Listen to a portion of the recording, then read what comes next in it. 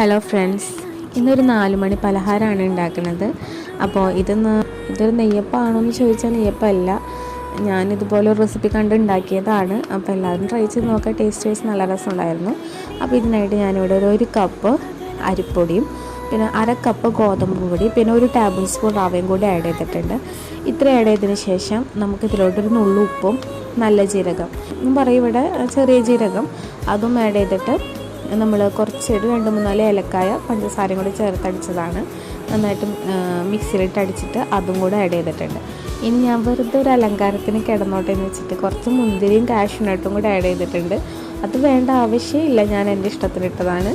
അപ്പോൾ അതും പിന്നെ ശർക്കര പാനിയാണ്. ശർക്കര ഉരുക്കിയിട്ട് ആ പാനിയിൽ നമ്മൾ നന്നായിട്ട് മിക്സ് ചെയ്ത് ഈ ഒരു ആവണ രീതിക്ക് എടുക്കണം മാവ്. അപ്പോൾ ഇത്രയാക്കിയതിന് ശേഷം നമുക്കൊരു 10 മിനിറ്റ് അങ്ങനെ റെസ്റ്റ് ചെയ്യാൻ വെക്കാം. ഞാനിവിടെ സോഡാപ്പൊടി ഒന്നും ആഡ് ചെയ്തിട്ടില്ല, വേണമെങ്കിൽ നിങ്ങൾക്ക് അതും ആഡ് ചെയ്യാം കേട്ടോ, കുഴപ്പമൊന്നുമില്ല. ഞാൻ വേണ്ട വെച്ചിട്ടാണ്. എന്നിട്ട് നന്നായിട്ട് ഓയിൽ ചൂടായിട്ട് വരുമ്പോൾ നമുക്കിത് കുറേശ്ശെ ഒഴിച്ചു കൊടുക്കാം. ഇത് കുറച്ച് ഓയിൽ കുറവായി പോയി, നന്നായിട്ട് വീർത്ത് വരേണ്ടതായിരുന്നു. കുഴപ്പമില്ല, നിങ്ങളപ്പോൾ എന്ത് ചെയ്യുക, ഒന്നെങ്കിൽ ആ സൈസ് ഒന്ന് കുറയ്ക്കുക, ചെറുതായിട്ട് കുറേശ്ശെ ചെറിയ ബോൾസായിട്ട് വേണമെങ്കിൽ ഫ്രൈ ചെയ്തെടുക്കാം. ഇത്രയേ ഉള്ളൂ. നല്ല ടേസ്റ്റി ആയിട്ടുള്ളൊരു 4 മണി പലഹാരമാണ്. അപ്പോൾ എല്ലാവരും ട്രൈ ചെയ്ത് നോക്കണം. അപ്പോൾ ഇതുപോലെ ഒരു പുതിയൊരു റെസിപ്പി ആയിട്ട് നമുക്കിനി അടുത്ത വീഡിയോയിൽ കാണാം.